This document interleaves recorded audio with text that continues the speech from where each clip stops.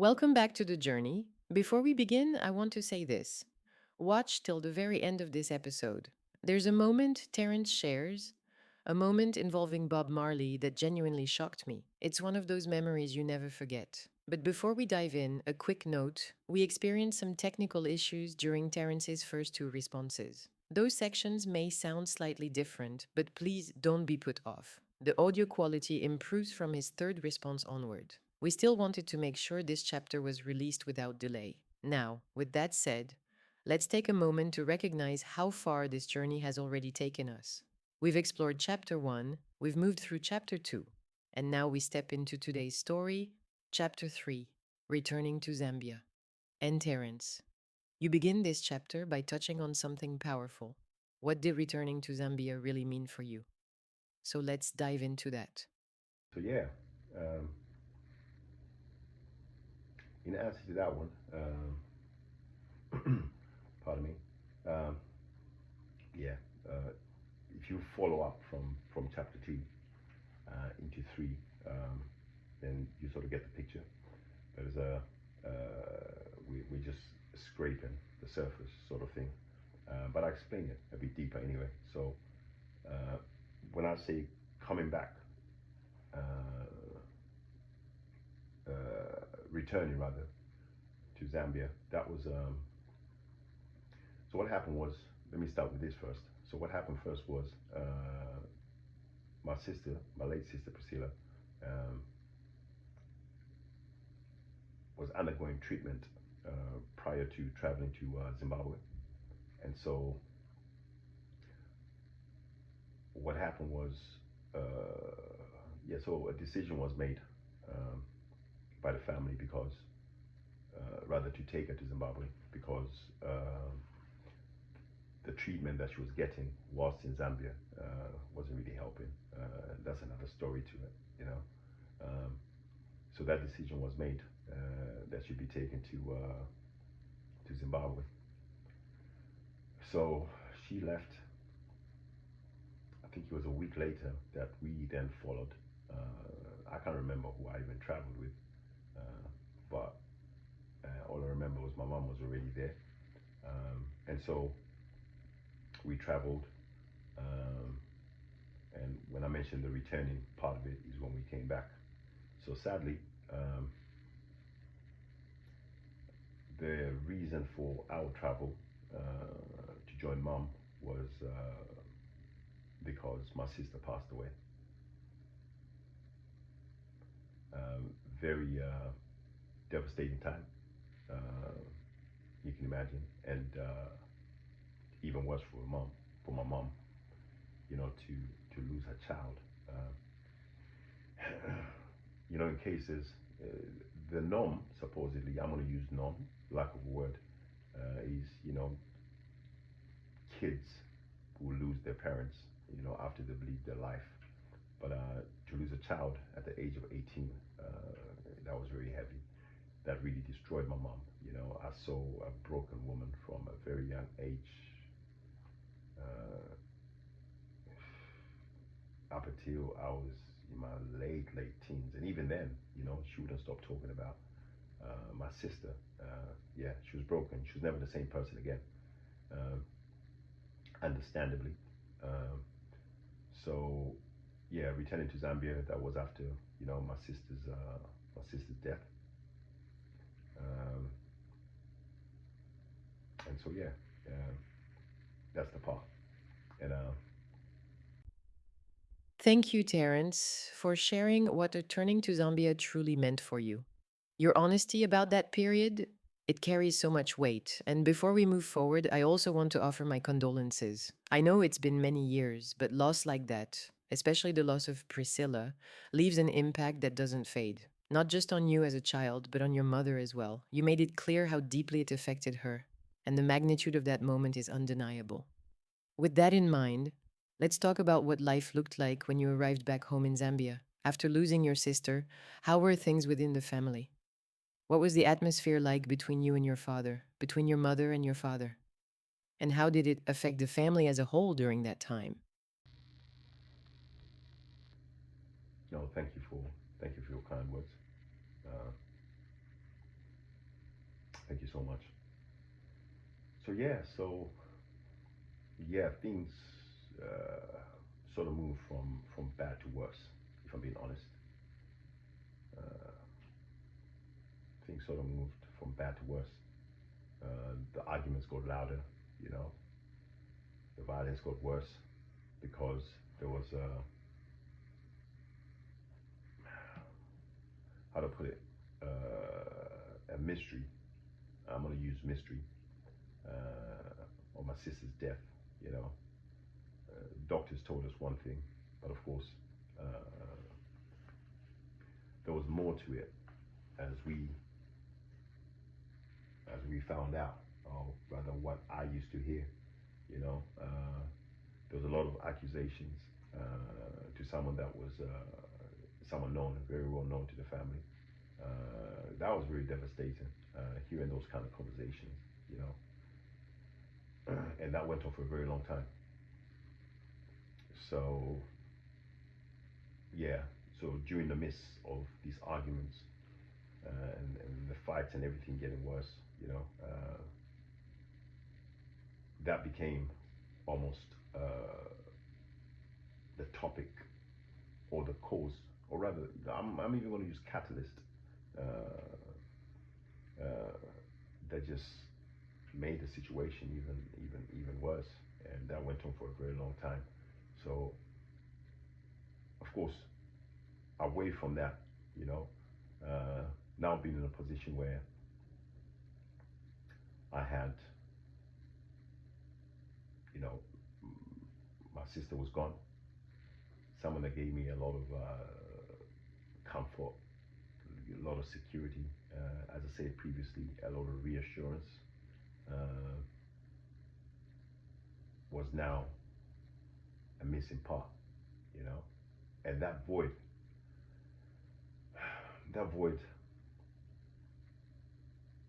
I could never, I could never fill the void, you know. It's very hard if you ever lost someone. Uh, that's a void that you can never fill, and it was heartbreaking and at the same time scary. You know, this is the first time I ever had uh, a loss in the family. First time I'd ever been to a funeral, uh, and what transpired at the funeral added to it. Um, so yeah, you know, it was scary, and you can imagine living in a house with no electricity. You know, you're just using candles. You know, and then having to use. I do mention that we didn't have the luxury of indoor bathrooms and toilets. You know, one would probably think, well, we had outdoor bathrooms and toilets. What we had was, as a toilet, was a pit latrine. You know, for those that don't know it, it's a hole in the ground. You know, that you use months on end. You know, uh, and then in terms of the bathroom was, we used to bathe in a container. You know, the container made of aluminium. You know, you'd have to uh, you know we had like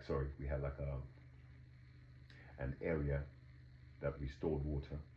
It was an old rusty bathtub, and so you'd have to sort of boil water and then use the water that you stored in in this rusty bathtub, just to cool it, to get it to the right temperature so you can have a bath. So yeah, so it was. So you can imagine, you've now lost someone that you love dearly. But as much as I loved my sister as a young child, what I had witnessed at the funeral, or just being at the funeral, just to see someone in a casket, someone that I loved so dearly, uh, and then coming back, uh, to Zambia, and yeah, it was never a good feeling. You know, going to use the bathroom. You know, I'll be so scared, wondering whether I'll just meet her in that darkness. You know, and knowing that she was gone. Um,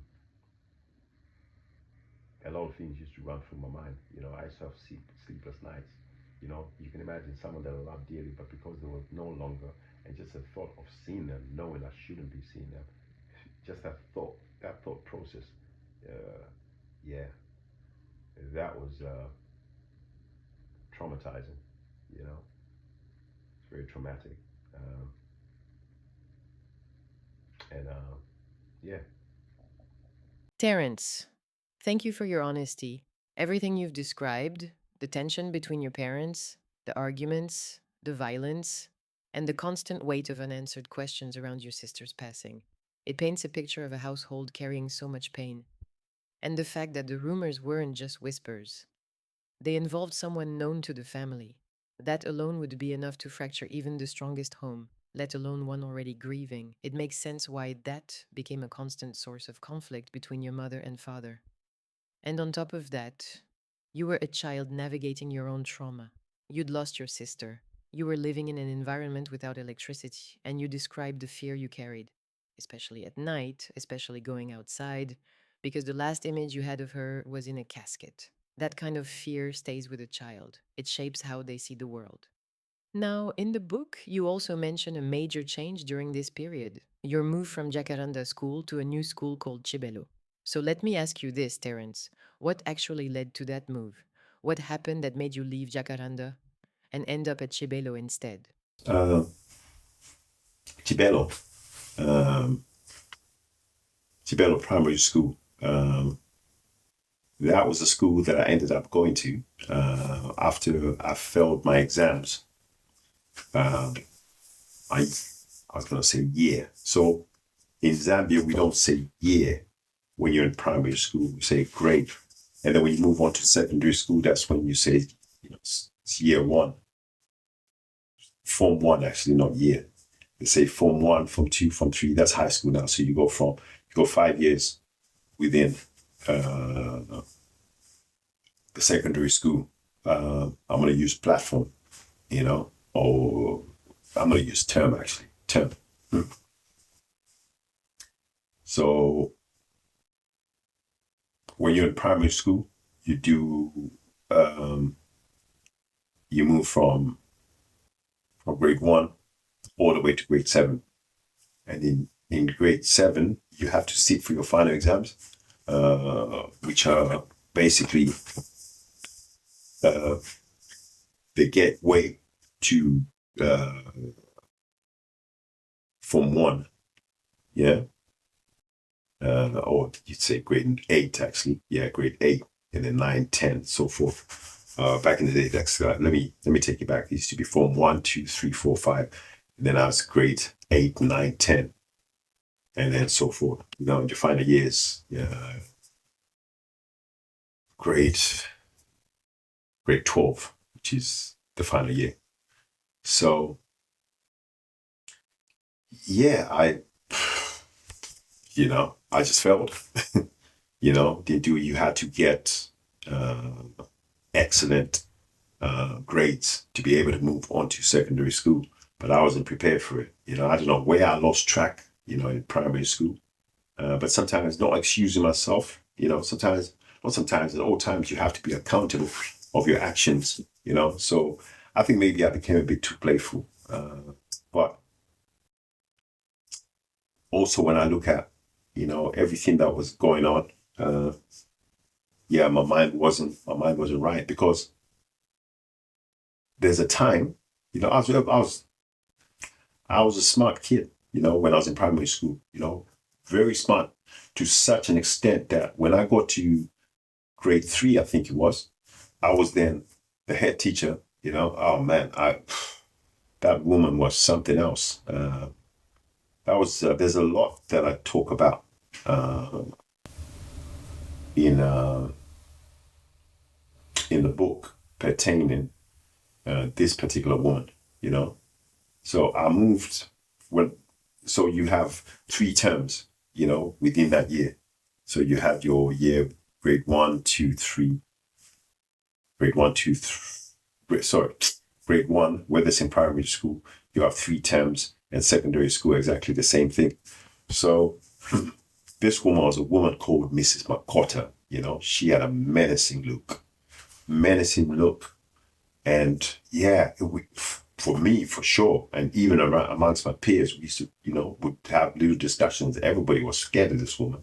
You know, she she governed that school with a firm hand. She didn't take no nonsense from no one, and we felt it, the energy. She wasn't that. She didn't really treat us like, these are just kids and be good with them. You know what I mean? Be disciplined enough, but still show them that soft side, putting into consideration these are just kids and they're growing up. So it was never that kind of thing. It was militant almost. So one time she called me to the office, and she said to me, yeah, I was in grade 3, if not grade 4, into grade 5. One of the two anyway, but just so you have a rough idea of what it was. So she basically said, look, I need you to tell your parents to come here. I want to see them tomorrow, preferably. And I'm looking at her, shocked, thinking, what have I done now? And I'm thinking, because when you're in school, when you hear that sort of thing, that means you've been up to no good, Now, I was quite a good kid at the time in school. There came a time, later on in life that I became very rebellious, especially when I moved to high school. That was a different game altogether. But so I was thinking, man, what is it? Could it be something that I did? And I'm even scared now. How do I go home and say this to my parents? They have to take, it would have been my dad was going to be coming in. It was really my mom that came to school, if anything. So if that was requested, it was my dad most of the time, Yeah, it's almost like a void. But anyway, I said, all right. So I went home, explained that to mom and dad. My dad is giving me this look, menacing look, like, and I think he actually asked me, what did you get up to? I'm like, I don't know, this is what I was told. But anyway, so gone into school and the following day, and I think my mom came with us actually. And went into the office, and she sat him down. And this is the first time I saw her with a smile on her face. And she went on to say, look, so now this is the first term, in the following year. So as I say, but there was year 4. I was now in it was year 3. So now I've moved on to year 4, or year 4 into 5, one of the two anyway. And she said, look, this is the first term in the new year. And I just feel Terrence is too smart to be in this year. So, we want him to go straight into year 5. And I couldn't believe it. It was like, what? So, that's exactly what happened. So, they say, come tomorrow, you're going to be in this class. I could not believe it. So I moved in. So looking back, sometimes I ask myself whether that was not a smart move. Maybe I wasn't ready for it, because I think after that, that's when things started to go a bit wrong. I started to struggle in certain subjects and whatnot. And then, by the time I got to year 7, I flopped, So as exciting as it was to skip a whole year and then go into a different year, but of course, it sort of backfired in the sense that, I didn't make it. But in addition to that, I think it was just me being a bit playful and the rest of it, So that was it. So I failed. So what tends to happen is when you fail, you either have to go back a year. So those that were behind you, you're now in the same class, which is never a good look, So, it was either that or then they take you to, a private school, which is quite costly. So it was like, okay. But then eventually they were like, you know what? I don't think they were looking to entertain any other options, my parents. So then they decided to take it to the school. Now, if you remember, I mentioned that the school that we went to, Jacaranda Primary School, was in an affluent area. And so, I was in school with, kids, the minister's kids. It was a good school. Most of these kids, the parents were dropping them off in, the fanciest cars and the rest of it. And we used to turn up in, oh my God, cars that looked like the other side of midnight, you know? you know, uh, yeah, that's a whole different story. But anyway, so I ended up going to this school, which was in the ghetto, not far from Tendere. And yeah, so it was through a family member who was a headmistress at the school. So they managed to get me in, and yeah, that's how I ended up there. Most of my peers were from the neighboring area, which was, as I said, a ghetto. Now remember, as much as they lived in the hood in Mutendere, um, we went to a completely different school. So now I'm having to associate with these kids from majority of them from this ghetto. So it's very different, very, very different. But that school, I tell you what, that school I learned, yeah, that school was, yeah, I had some experiences. There's a lot of stories to tell about that school. Uh, like, for example, just give you a little insight. Lunch, for example, consisted of, we used to go see these women that were selling food, on the streets, the street vendors. So they'll be selling everything. They'll be selling boiled eggs. They'll be selling nuts. They'll be selling chunks of bread. They'll be selling, they call them ice blocks. So basically, it's uh, it's a sugar solution, So it's water, sugar, and they add some color to it. Yeah, just to give it that color. So they have different colors, but there's no flavor to it. It's just glucose, pretty much. And so, yeah, so most of the time my lunch consisted of, I just buy this big chunk of bread, nothing on it, and some of this sugar solution, and that was it. And yeah, enjoyed it, loved it. Sometimes buy some boiled peanuts, some roasted peanuts, some corn on the cob, some eggs. Yeah, it was, yeah, that was it. It was, none of this fancy stuff, school canteen and the rest of it. No, this was from the streets, you know, dust is blowing and yeah.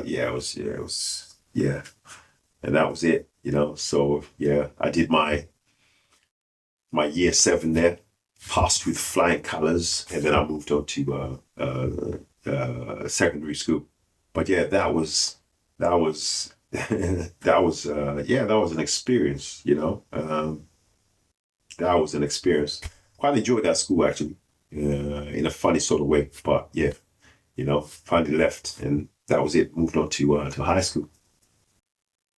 Thank you, Terence. I appreciate you giving that insight into why you moved from Jacaranda Primary School and how that transition led you to Chibelo. It really helps paint the full picture of what you were navigating during that time.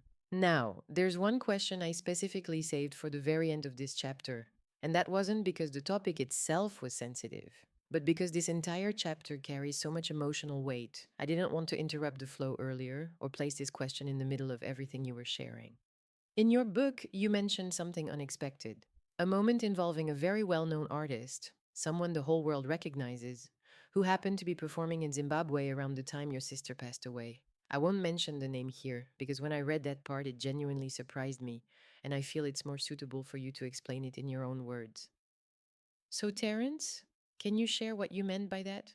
What was the connection, and why was the presence of that artist significant enough to include in your story? Yeah, thanks for coming up with that initiative of leaving it to the end. Makes a lot of sense. Uh, so yeah, so during that time when we were at when my sister passed away and we were at the funeral, um, what happened was, so where the everyone gathered, where the funeral gathering was at my aunt's house. It was my dad's sister. Yeah, Unfortunately, she's gone also. May her soul rest in peace. Um, so where the funeral gathering was, um, in fact, I'm going to say this to say that. So this was a time that Zimbabwe had gained independence, and yeah, the streets were heaving. You could hear people screaming outside, and there was so much excitement outside. So you can imagine, it was two very different emotions. I'm not going to say mixed emotions, but yeah, you could say that. So Zimbabwe had gained independence, and so from where the funeral gathering was to where this stadium called Rufaro Stadium, it's a massive stadium in Zimbabwe, and so yeah, the iconic, the legend Bob Marley was actually performing in Zimbabwe at the time. So you can imagine, from what I heard years later, there must have been about 10,000, if not more, people at the stadium. It's Bob Marley at the end of the day. So you could hear the music, you could hear the music clearly. So the distance was roughly about, let's say, if my memory serves me right, and if I'm correct, maybe about a 5-minute drive, if that, But it was almost like they were next door. The music was so loud you could hear each and every song being played, And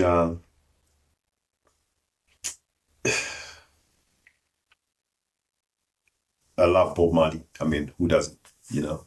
Um, but sadly for us, you can imagine. So we're at this location grieving, uh, and the rest of the country celebrating. You know, so that music alone, every time I listen to Bob Marley, just sadly takes me back to uh, my sister's death. The funeral, because the music was just constant. You know, um, so yeah. Um, And as much as years have gone by, it's been a very long time. That music, I love the music, but somehow, I can't just separate the two. Every time I hear any of these songs, especially, pardon me, a song that he actually performed was a song called Zimbabwe. You know, so he goes something like this. Every man's got the right to decide his own destiny. And in this judgment there is no fatalities. So arms in arms with arms, we'll fight this little trouble. 'Cause I don't want my people to be contrary. And brother, you're right, you're right, you're right, yo. So right, we have to fight, we gonna fight, we'll have to fight for our rights. Smash it up in a Zimbabwe, smash it up in a Zimbabwe, African the liberate Zimbabwe. I and I the liberate Zimbabwe. No more eternal power struggle. We come together to overcome our little trouble. Soon we'll find out who is the real revolutionary. Yeah, so I could go on, that particular song. Uh, yeah, that particular song it takes me back, I get very emotional when I listen to that song. But yeah, so, that was it, Bob Marley. Yeah. Or of all the people, who would have thought, you know? So that was his last concert in Zimbabwe, And so yeah, that's the story behind that one. And yeah, sometimes I find solace in knowing that a person like Bob Marley, who delivered such spectacular music with so much meaning, with so much value, with so much rawness, was performing when my sister had dad, who, my sister was very angelic, she was just an angel, loving, yeah, her spirit was just different. Like I said in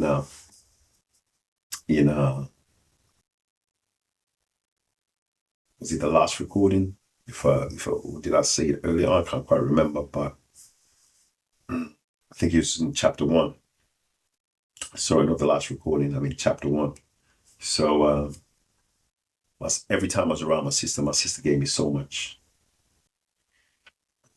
peace. I felt so much peace being around her. She was just loving, kind, generous. You know, she always called me Ted. You know, never forget that. But yeah, that's the story behind that one. You know. Terence, thank you for sharing that, and especially for explaining the connection to Bob Marley. And I have to say this, the moment when you sang that line, you could hear the emotion in your voice.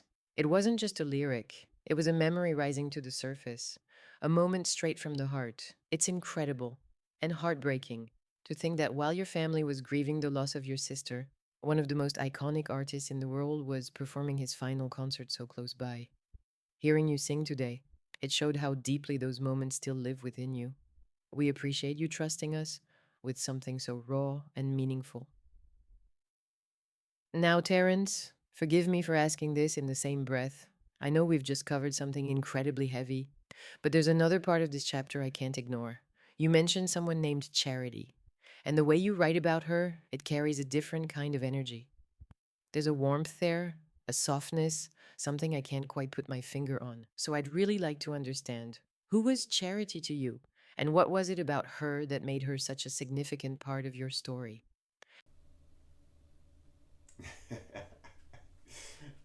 No, you're not. No, you're not. Putting me on the spot, huh? Oh, that's a funny one. I didn't. You're terrible. You are terrible. Uh, I didn't see that coming, actually. I didn't see that coming. But look, since you asked, that's what this interview is about, so I'm gonna have to answer it. So, oh yeah, so charity, charity. Oh yeah, so I met. Yeah, she was stunning, beautiful, gorgeous. I used to call her Bullet. She was amazing, stunning girl. Beautiful, long hair, mixed race. Made she was stunning. Listen to where I'm saying it. Years on, huh? That was almost like that was my first love actually. And so I met her when I was at Chibelo. So you have, as I say, Chibelo was in a rundown ghetto, and of course Mtendere, not too far from there, maybe about we used to walk it actually, half an hour, 40 minutes, half an hour maybe, thereabout. But with the messing about on the streets with your friends and you're walking back, you're stopping, you're talking and whatnot. Um, so yeah, ended up at Chibelo, and I don't know if they have that here in the UK, but there was this thing called play mom. Play mom would act like your mom. It was something that was practiced more so within the girl circles. But yeah, this girl who lived in the teacher's compound, you know, was the mom a teacher? Uh, Wonder how they ended up there actually. But yeah, uh, she was. That's another story, man. When I look back, yeah, definitely must have been abused by that woman because she was much older than me. You know, so she introduced me to this girl. You know, and this girl from Chibelo, you then sort of move onto a neighboring area called Kablonga, which was pretty nice area, very affluent area, I would say. So that's where she lived, you know. And so, yeah, this woman introduced me to this girl first sight. I was just love at first sight. That was it. I was in love with this girl. She's stunning, you know. Like I said, you know, don't ask me why, but I called her bullet. She was, yeah. So that was it. So there's a lot in that book that talks about it, which I'm not going to delve into, not in this interview. So yeah. So basically, hopefully, I've answered your question in that sense. So she was just this girl that young at the time, and yeah, just fell in love. You know, it felt felt so amazing. I remember one particular time. This is how far I'm gonna go with this one. I'm not gonna go deep into it. You know, future readers can read that. It's all in the book. But she invited me over to her house. Beautiful mansion. You know, such a contrast to where I was coming from. You know, and yeah, her parents went home. You know, when the cat's away, the mice will play. Right? Yeah. So that was it. So she took me. She invited me over, and I remember walking in there thinking, wow, just the front garden. You had all of these flowers, roses, these beautiful trees, amazing.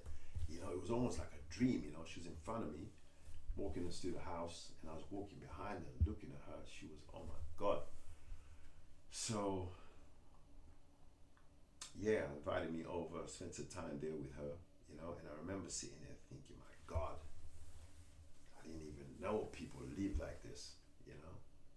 But as I say, there's a story, a whole chapter of this my encounter with her. But just bear it in mind, and if whoever is listening, she was my first love. So the story there is quite juicy, So I'll leave that to the readers anyway. Terence, thank you for sharing that. The way you speak about charity, it's different. There's a softness in your voice and a kind of light that wasn't there a moment ago. You described her as stunning, mixed race, elegant. You even had a nickname for her, Bullet. And listening to you, it's clear this wasn't just a childhood crush. This was someone who truly captured your heart.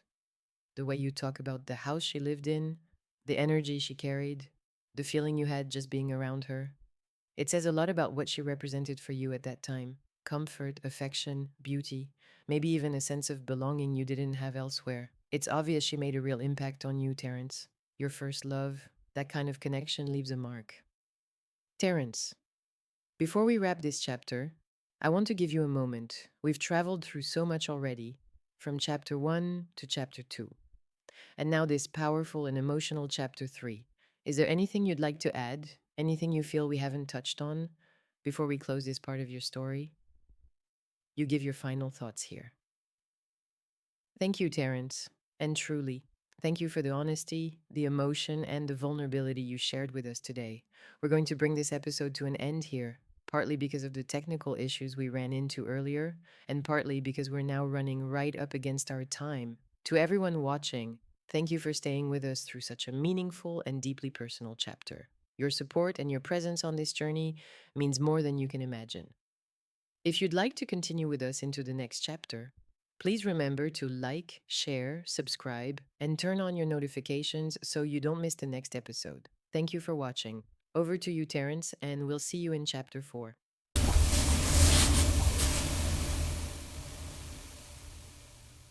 Yes, thank you. Yeah, for sure. Um, as always, I'd like to thank everyone that locked in. Uh, you took your time yet again, uh, and you could have been, you know, doing whatever else, but you took your time to log in and uh, listen to my story. So I can't thank you enough. You know, big thank you to all of you. I appreciate you. I appreciate your time. Uh, for those that have subscribed, for those that have liked, for those that have shared, thank you so much for doing that. It means a lot to me. Uh, this story as a whole is very emotional to me. The beginning of it, uh, hence why the book was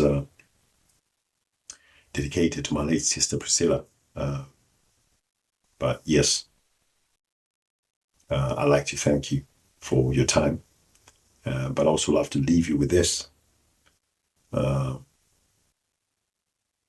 I heard this from Dr. Wayne Dyer, was a motivational speaker, although I don't like to use motivational because he doesn't do much justice to what this material is about.